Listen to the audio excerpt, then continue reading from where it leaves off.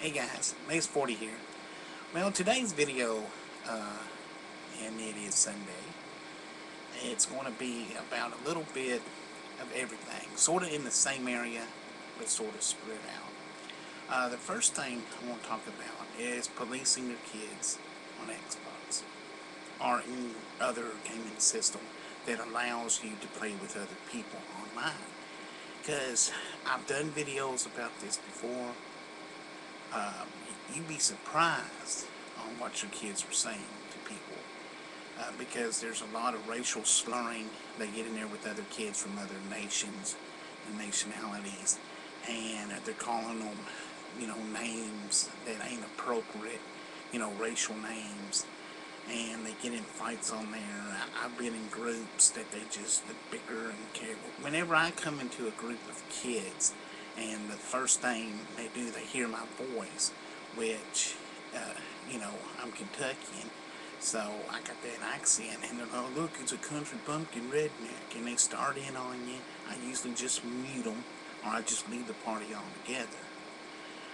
But a lot of people don't, and I've heard grown people get in fights with these kids, and it's just horrible. I mean, all the words that they're hearing from their friends, they all get on there, and they're cussing and raving, and you'd be surprised on what they're learning on there. And I mean, there's kids on there as age of 6. There was two that I know of that were 6 years old on there, and you wouldn't believe the word. I mean, some of them are polite, but you wouldn't believe some of the words coming out of those kids' mouth. Where's the parents? I mean, if I was going to let my kid play online, and they were that young, I'd be sitting back there with them. I'd be sitting there watching them play or something, because I can't imagine that let your 6-year-old to a 10-year-old play Xbox without supervision. And because all the racial slurring, the cussing, and everything. Then you got creepers on there too. You don't know. That's the whole thing. Um, then, another thing I like to see parents do. Now, I don't have kids myself, but I've researched it. I got friends that have kids. I got nieces and nephews. When my sister told me if they're doing something wrong, you call them down for it. I trust that you can parent, that you can use your parent abilities. That, like, if they're doing something, say, hey, don't do that, and let her know what had happened and so forth. Another thing is that there is a reason that these games have ratings, okay? Mature, okay? It says here, like this one, Gears of War, or two, I think it's two, uh, blood and gore, intense violence, strong language, and then you got, which is real popular, the Call of Duty Modern Warfare 3. Again, mature. And it's got blood and gore, drug reference, intense violence, and strong language. Then you got Red Dead Redemption. And it's an older game, but it's a Western. It's got blood, intense violence, nudity, strong language, strong sexual content, and use of drugs. Now, I even know one parent that had bought this for her kid, because I don't know the reason why. I guess he probably moaned and groaned until they bought it for him. I've seen some parents down there at the whenever I was waiting for Modern Warfare 3, or maybe it was Skyrim, but it was a mature title, and they wouldn't sell this to this kid unless he was 18 or a parent came in and bought it. Now listen, I know you love your kids, and if you love your kids, you wouldn't buy them these mature titles. They just gotta wait until they're old enough to play them. To go in there and buy it for them then, you're giving in to them. And what's that going to lead to? Well, I've seen it lead to, I know parents that buy cigarettes for their kids. Know of parents that buy their kids cigarettes, which, you can't, I think around here it's either 18 or 21, and I'm seeing kids smoking at you get 13 or 14, they're getting their cigarettes somewhere. Some older person or a parent is buying these for them, and then what's that going to lead up to? Well, it's going to lead up to, hey, I want to have a drinking party, and if you give in to your kids and have a drinking party, and you're going to get in trouble for it, because back in my day, which is about, gosh, it was about 17 years ago, 20 or so, I had went to a cake party, and the parents, they say, well, we're going to take everybody's keys when they get in, and even though word got out, and the police raided the place, and they got the gentleman, the parent, I can't remember his name, got him for 22 counts of alcohol distribution of minors. And it ain't worth the risk. Yes, you love your children, but you don't give in like that. You seen that commercial where that little girl, she's begging for this, and can I have this, Daddy? Can I have that?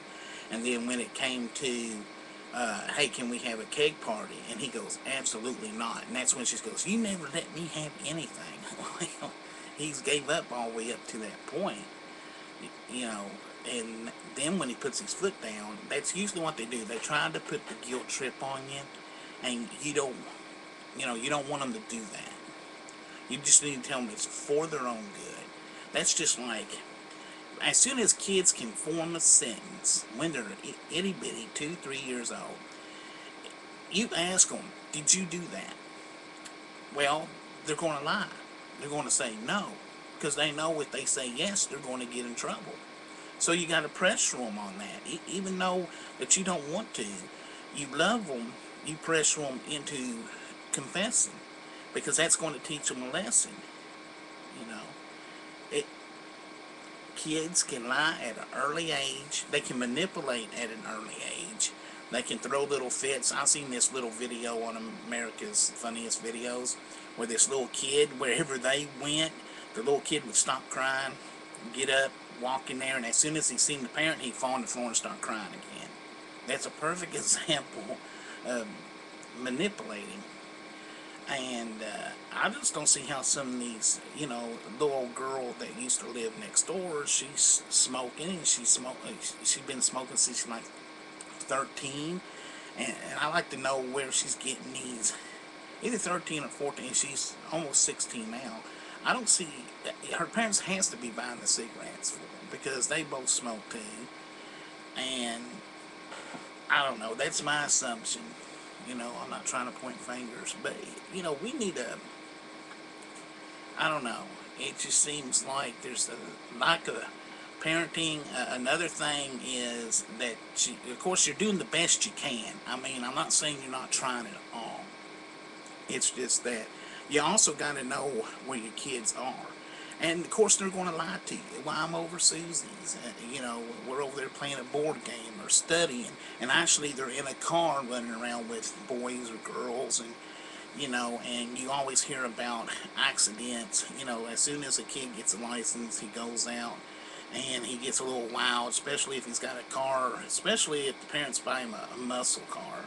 And he really wants to, sure, he wants that car a lot, but you got to tell him, you always have to improvise, just like with these video games. You gotta say, hey, this stuff ain't real. I mean, yeah, sure, war's real and fighting and stuff like that, but when you get violence like that, you hear it every day. These kids go out and they shoot somebody, or they do something wrong, and they blame it on a video game, and that puts a bad rap on video games. But if they're start out early playing these violent video games, like at the age 6, I mean, these little 6-year-olds I was telling you about, they were playing Modern Warfare 3, and they were playing Gears of War and stuff like that. I can't imagine at an early age, as they get older, what's it going to do to them? I love video games, but I'm old enough to play them, and I know the difference from right and wrong. These younger kids don't. But I can go on all day on this subject. But I just want y'all to know that I thought it had to be said. Y'all can leave comments below, negative or positive. I'm not trying to tell you how to, you know, parents. I just thought, you should know what's going on Xbox Live. And this is Mace40 signing out. Y'all take care.